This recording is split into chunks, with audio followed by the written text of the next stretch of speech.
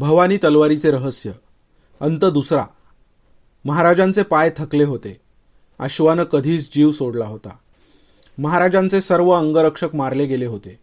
जंगलात विखुरली गेलेली सगळी मराठी सेना कदाचित मारली गेली होती. आदिलशाहीचे सैनिक आता छोट्या छोट्या तुकड्यांनी जंगलात फिरून महाराजांचा शोध घेत होते. महाराजांना ह्या जंगलाचा अनुभव नव्हता. पश्चिमेला एक नदी आहे हे ठाऊक होतं. नशिबानं साथ दिली तर नदी ओलांडता येईल. त्यानंतर पुन्हा सुरक्षित ठिकाणी जाता येईल असा त्यांचा विचार होता. आपलं स्वप्न उद्ध्वस्त झालं आहे.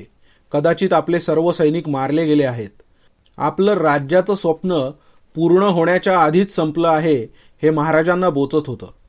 मला वाटलं होतं की मी हिंदू साम्राज्य उभारेन, गनिमांना आपल्या देशातून हद्दपार करेन आणि भारताच्या इतिहासात आपलं नाव कोरून ठेवेन. ते स्वप्न आता भंग पावलं होतं. पुन्हा मागे फिरलो आणि आदिलशाहीच्या सैनिकांचा वीराप्रमाणे सामना केला. मृत्यूला जवळ केलं तर कदाचित काही जण माझ्या नावाची गाथा लिहितील असं महाराजांना वाटलं. पण हरलेल्या लोकांच्या गाथा फार काळ लक्षात राहत नाहीत. महाराणा प्रतापांप्रमाणे पानं खाऊन आणि दगडावर झोपून दिवस काढले तरी हरकत नाही. पण आपल्या हाती देवानं जो काळ ठेवला आहे त्याचा सदुपयोग करून सर्व शक्तीनिशी युद्ध करणं आवश्यक आहे. आपले ध्येय उदात्त असून सहजासहजी प्राप्त होणार नाही. महाराजांना आईसाहेबांचे शब्द आठवले. महाराजांचा घसा सुकला होता. जखमातील वेदना युद्धाच्या आवेशात लक्षात येत नाहीत, पण युद्धाचा आवेग ओसरला की त्यांची जाणीव होते. निर्भयी हो असाच आशीर्वाद देते मी, पण मनात भय असल्याशिवाय माणूस शूर होऊ शकत नाही. महाराजांना पुन्हा आईसाहेबांचे शब्द आठवले. करवंदाची झाडी आजूबाजूला होती. अश्वत्थ आणि अशोकाची झाडं दाटीवाटीनं उभी होती. आजूबाजूला घोड्यांचे किंवा सैनिकांचे आवाज येणे बंद झाले होते. आजूबाजूच्या झाडीतून वराहांचा थवा गेला असावा. त्यांच्या पायांच्या खुणा अजून ताज्या होत्या. महाराज तसेच पुढे चालत गेले. पुढे एक घळ होती. घळीच्या वरून महाराजांना नदी दृष्टीस पडली. घळी उतरणं शक्य नव्हतं. महाराज तसेच पाय ओढत ओढत पुढे गेले. आपल्या बोथट झालेल्या तलवारीचा टेकू घेत त्यांनी पुढे वाट आहे का ते पाहिलं. डाव्या बाजूला काहीतरी हालचाल जाणवताच महाराजांनी आपली तलवार उचलली आणि सावधपणे फुलांनी भरलेल्या झाडीच्या मागे पाहिलं. रक्ताच्या थारोळ्यात कुणीतरी पडला होता. महाराजांनी अधिक सावधपणे पुढे पाऊल टाकलं. शत्रूचा एक सैनिक पडला होता. कदाचित जंगली वराहांनी त्याला जखमी केला होता. पायाचं हाड पूर्णपणे मोडून गेलं होतं. पोटाला एक घाव पडून आतड्यांचा काही अंश बाहेर आला होता. सैनिक ग्लानीत फार कमी आवाजात कणत होता. महाराजांना काय करावं समजलं नाही. शत्रू असला तरी त्या परिस्थितीत मदत करण्यासारखं महाराजांकडे काहीच नव्हतं. कदाचित त्याला दयामरण द्यावं असा विचार महाराजांनी केला. महाराजांनी आपली तलवार त्याच्या गळ्यावर ठेवली. तो पोर सौदा महाराजांपेक्षा लहान असलेला सैनिक अचानक ग्लानीतून बाहेर आला. कदाचित वेदनेनं किंवा महाराजांना समोर पाहून त्याच्या चेहऱ्यावर भय उत्पन्न झालं. घाबरू नकोस, हे सर्व थांबेल. महाराजांनी आपली तलवार त्याच्या कंठात घुसवली. गरम रक्ताचा फवारा उडून तो सैनिक अनंतात विलीन झाला. महाराजांनी वळून पाहिलं.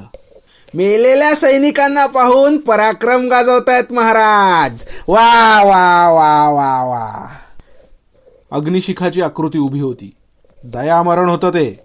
महाराजांनी तिला म्हटलं, दया दया देणारे आपण कोण? खरं तर महाराज, दयेची गरज तुम्हाला आहे. तुम्ही हरला आहात. किमान हे युद्ध तरी. अग्निशिखानं महाराजांकडे चालत येत म्हटलं. तिच्या अंगावरील भगवं वस्त्र वाऱ्यावर उडत होतं. तू इथे काय करतेस? महाराजांनी तिला प्रश्न केला.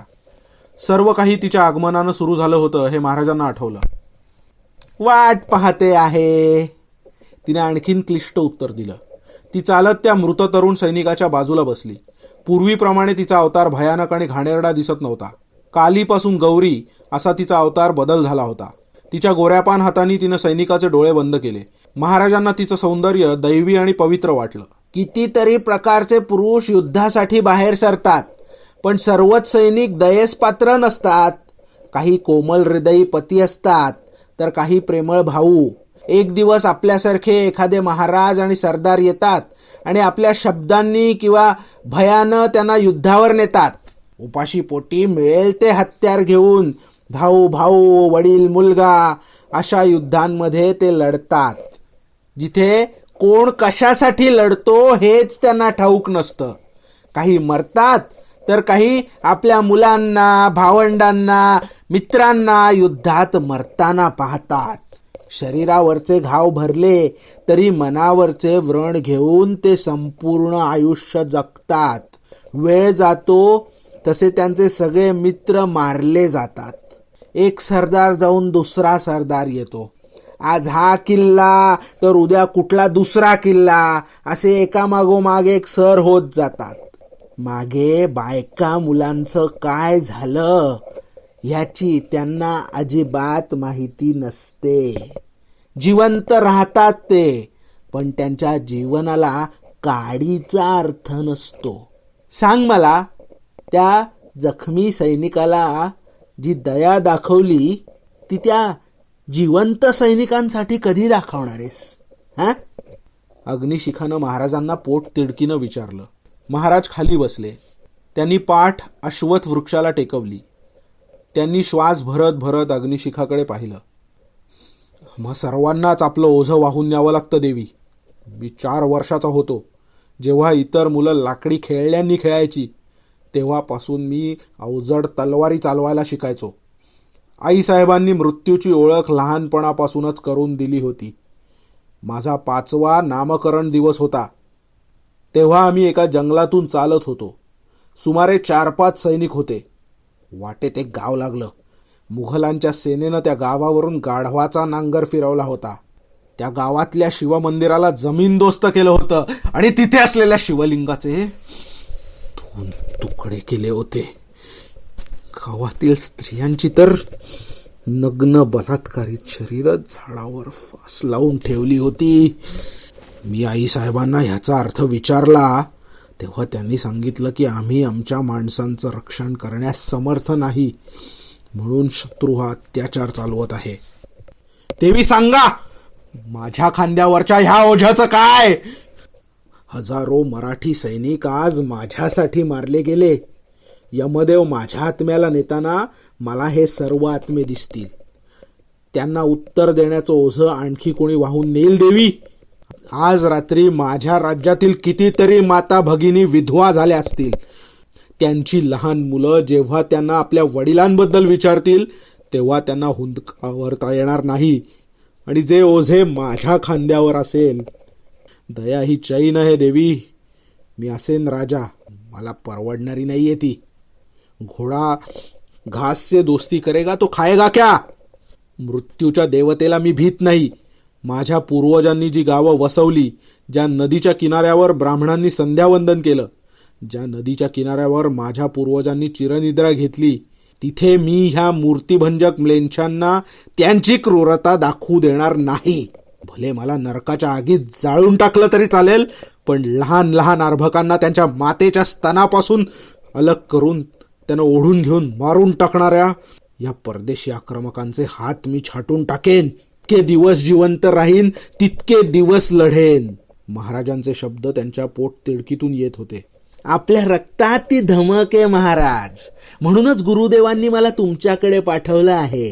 ठाऊक नव्हतं की तुम्ही पात्र आहात की नाही, पण तुमच्या मातोश्रींची भेट झाली आणि खात्री झाली. हो, तुमच्या मातोश्री तुम्हाला रत्नागिरीच्या देवराईमध्ये भेटतील.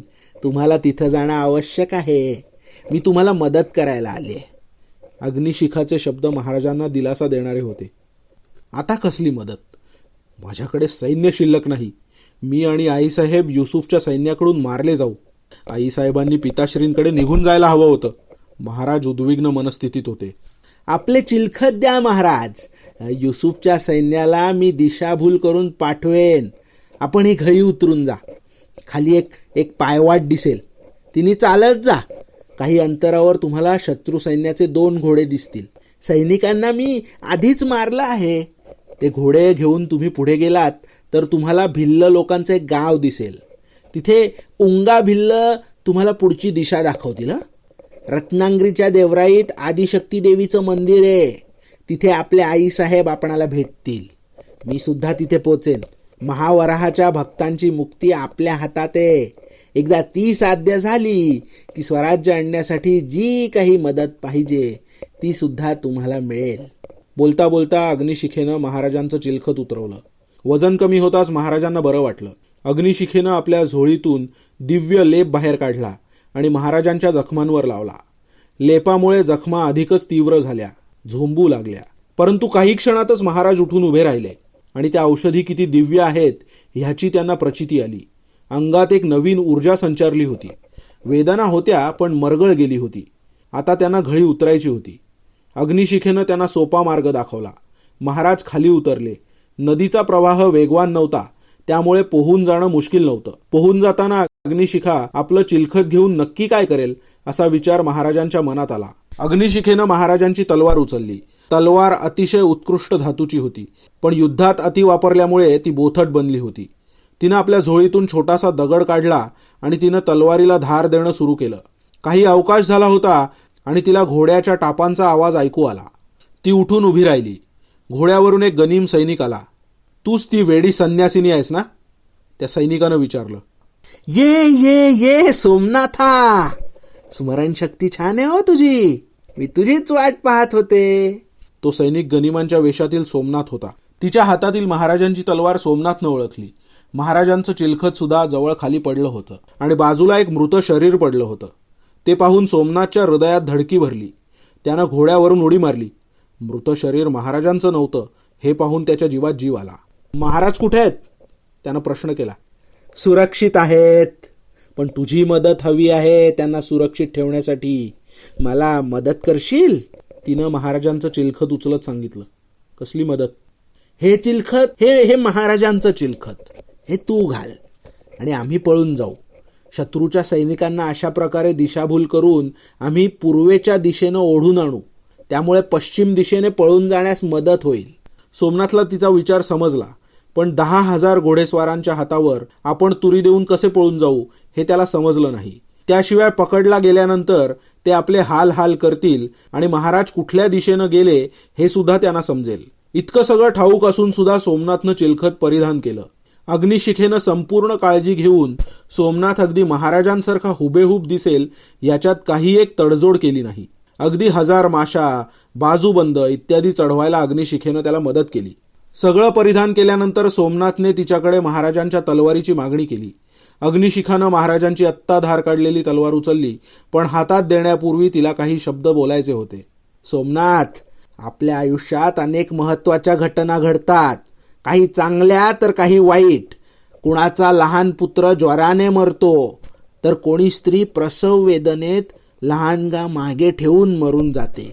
एका तीरानं योद्धे युद्ध हरतात, तर चुकीच्या लग्नात अडकून सुंदर राजकुमारी पतीची रखेल बनते आणि कुंठलेलं जीवन जगते. वाईट घटना घडल्या की दैव किंवा विधिलिखिताला दोष दिला जातो. हे बघ, अशा घटना चुकवता येत नाहीत. आपण मनाला समजावतो, पण खरं म्हणजे कुठलीही घटना बदलता येते. विधिलिखित म्हणून काहीही नसतं, पण काळाला निर्णायक गती देणारे क्षण जेव्हा आपल्या समोर असतात तेव्हा जे करायला पाहिजे ते करायची मानसिक ताकद आपल्याकडे नसते. म्हणून आम्ही भविष्यात वाईट घटनांना सामोरे जातो. कधी कधी काळाच्या प्रवाहाला गती देण्यासाठी काही कर्म करावी लागतात, जी कदाचित समाजाला आवडत नाही. भाषण करण्यात कशाला वेळ दवडतेस? शत्रूचे टेहाळणी स्वार लवकरच इथे पोचतील. हे बोलताना सोमनाथनं आपली नापसंती दाखवली नाही. मला क्षमा मागता येत नाही सोमनाथा, परंतु त्यास पात्र आहेस हो तू. क्षमा? कशाबद्दल? सोमनाथनं विचारलं. अग्निशिखा विद्युल्लतेप्रमाणे फिरली. ती इतकी चपळ होती की सोमनाथ काहीही करू शकला नाही. अग्निशिखेनं एकाच वारात सोमनाथचं मुंडकं धडापासून वेगळं केलं. सोमनाथचं निष्प्राण शरीर खाली कोसळलं. अग्निशिखेच्या गोऱ्यापान शरीरावर रक्ताचे शिंतोडे उडले. तिनं तलवार भिरकावून खाली नदीत फेकली. महाराजांचं मृत शरीर सापडताच युसुफ त्यांचा आणखीन शोध घेण्याचा प्रयत्न करणार नाही. महाराजांचा चेहरा कोणी बघितलाय? अग्निशिखानं असं म्हणून अश्वावर उडी मारली. युद्धशिंगांचे आवाज कमी झाले होते. युद्धभूमीवर होणाऱ्या प्रत्येक हालचालीची बातमी युसुफला आपल्या शामियान्यात कळत होती. संध्याकाळी सुरू झालेलं युद्ध दुपारपर्यंत संपलं होतं. सुमारे 3000 मराठी सैनिकांची शवं युद्धभूमीवर पडली होती. काही शेकडो सैनिक जखमी अवस्थेत पकडले गेले होते. तक्षक सेनेचा बिमोड करायला गेलेले सरदार कमाल आणि अमिनुद्दीन परतीच्या प्रवासावर होते. युद्धभूमीवरील प्रचंड विजयानं सेनेत फार मोठा जल्लोष पसरला होता. मराठी बंडखोराविषयी अनेकांनी जे वलय केलं होतं ते निष्फळ ठरलं होतं. युसुफनं दुपारचा नमाज पढला आणि आपल्या मेजावर असलेली नवीन माहिती पाहिली. इतक्यात सय्यद आत आला. त्या काफिर राजाचं शव प्राप्त झालंय सरदार. माशाअल्लाह, बहुत खूब, बहुत खूब. ज्यानं शिर छाटलं त्याला चांगले 10 अश्व, 100 सुवर्ण मुद्रा आणि किमान 2 गावं जहागिरीत द्यावी असं पत्रक लिहून द्या. युसुफनं हुकूम केला. इसके अलावा उस काफिर का सिर इथे भाल्याला लावून लोकांना पाहण्यासाठी ठेवावं. युसुफनं पुढे सांगितलं. शिरच्छेद कोणी केला हे समजलं नाही सरदार. महाराजांचं शरीर जंगलात मिळालं. बाजूला आपला एक सैनिक सुद्धा मरून पडला होता. अश्वाची चिन्ह सुद्धा होती सरदार. सय्यदनं माहिती दिली. युसुफनं चेहऱ्यावर भाव दाखवले नाहीत. फक्त सय्यदकडे रोखून पाहिलं. त्यांनी महाराजांचं चिलखत घातलं होतं. त्यांचा चेहरा आमच्या माहितीशी मिळता जुळता होता. सय्यदने समजून स्पष्टीकरण दिलं. चालणार नाही, चालणार नाही. हे मराठे सहजासहजी हार मानणारे नाहीत. आपल्याच एका सैनिकाला त्यांनी महाराजांचे कपडे घालून इथं टाकलं असेल. आमच्या सैनिकांनी त्याला मारला असता तर बक्षीस घेण्यासाठी 10 जण हजर झाले असते.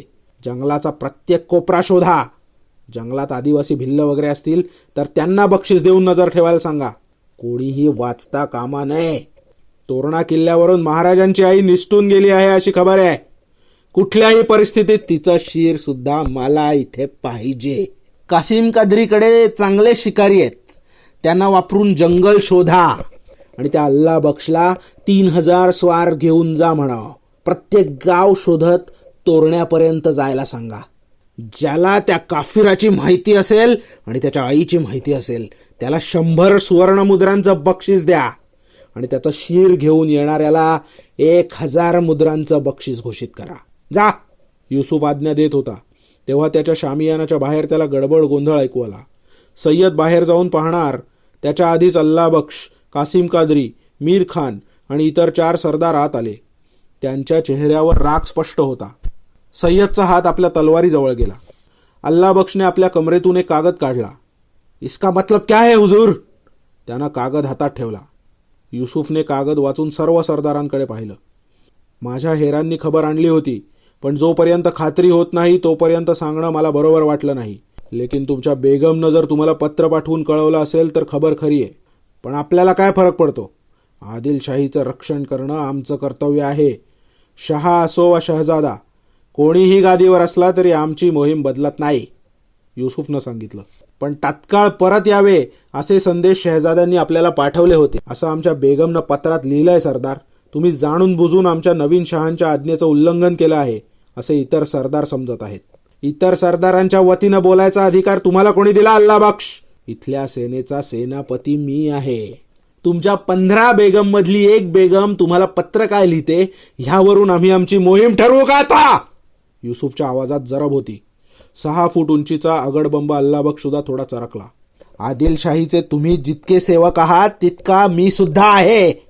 पण ऐकीव माहितीवर मी मोहीम अर्धी सोडून येत नाही. शहजादा जेव्हा मला हुकूम देईल तेव्हाच परत जाण्याचा हुकूम मी घेईन. माफी हुजूर, पण युद्ध आपण जिंकलो आहोत. मराठी सैन्याची पूर्ण वाताहत झाली आहे.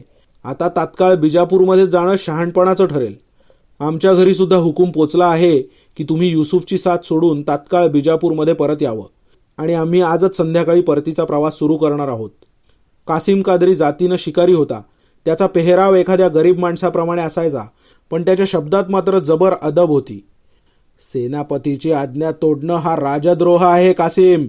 बिजापूरमधून कोणताही संदेश आमच्याकडे आलेला नाही आणि अशा परिस्थितीत मोहीम पुढे चालू ठेवावी ही आमची आज्ञा तुम्हाला आहे. आमची आज्ञा मोडली तर राजद्रोही म्हणून तुम्हाला हत्तीच्या पायी मी स्वतः देईन. युसुफनं कासिमला दम भरला. इतका वेळ शांत असलेल्या मीर खाननं आपला गळा साफ केला. राजाचा न्याय आम्हाला मान्य असेल सेनापती. शहाचा हुकूम असेल तर जहन्नुमच्या आगीत सुद्धा आम्ही चालू. पण उपलब्ध पुराव्यानुसार शहाची इच्छा आम्ही परत यावी अशीच आहे. त्यामुळे आपलं सैन्य घेऊन मी मागे जात आहे. भलेही तुम्हाला मला हत्तीच्या पायी द्यायचं असेल पण ते तुम्हाला विजापूरमध्ये येऊन करावं लागेल. युसुफनं मीर खान आणि इतरांकडे रोखून पाहिलं. त्याला आधीपासूनच या सरदारांचा भरवसा वाटत नव्हता. ठीक आहे मीर खान, आपणा लोकांना बिजापूरला जायचं असेल तर तात्काळ निघा, पण माझ्याकडे द्रोह करून जाणाऱ्यांना दुनिया छोटी पडेल लक्षात ठेवा. शहाकडे माफीची भीक आधीच मागून ठेवा. माझा आणखीन वेळ वाया घालवू नका. निघा. युसुफनं त्यांच्याकडे पाठ केली आणि सर्व सरदार पाय आपटत निघून गेले. सय्यदनं पुढची आज्ञा म्हणून युसुफकडे पाहिलं. ह्या सरदारांना जायचं असेल तर जाऊ दे. माझे जे कोणी सरदार असतील त्यांना घोडे तयार ठेवायला सांग. आम्ही पश्चिम दिशेला जाऊ. दिलावर खानाचा मृत्यू आणि ह्या पोराची मोहीम ह्यात काहीतरी संबंध आहे असं मला वाटतं. आपले काही स्वार पुढे पाठव. काफीर आणि त्याची आई कुठे सापडते का बघ. युसुफनं आज्ञा दिली. सय्यद बाहेर गेला. युसुफला पुन्हा रात्रीचं स्वप्न आठवलं. त्याच्या स्वप्नात एक काळाभोर भुजंग दिसला होता. तक्षक सेनेचं नाव काफीर लोकांच्या एका सर्पदेवतेवरून आलं आहे हे त्याला ठाऊक होतं, पण युसुफच्या सैन्यानं तक्षक सेनेचा सहज पराभव केला होता. चिस्ती फकीर भोंदू निघाला होता. या मराठी काफीर राजाच्या रक्तात काही विशेष नव्हतं. जिवंत असला तरी बिन किल्ल्यांचा आणि बिन सेनेचा राजा कुणाचं काय वाकडं करू शकतो. आता त्याच्यापुढे रत्नागिरीच्या देवराईमध्ये दिलावर खानाचा मृत्यू कसा झाला याचं गूढ उकळणं आणि मराठी काफीर महाराजाचं शिर कापून भाल्यावर लावणं ही दोनच कामं बाकी होती.